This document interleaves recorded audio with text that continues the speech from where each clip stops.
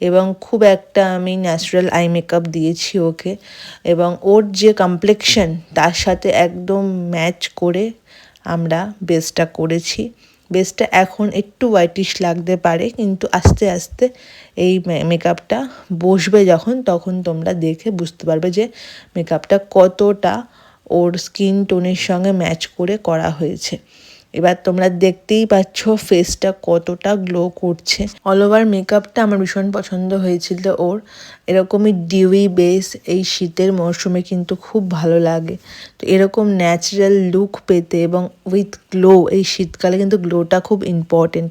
তো তার জন্য কিন্তু অবশ্যই কন্ট্যাক্ট করতে হবে 6290264215 এই নাম্বারে।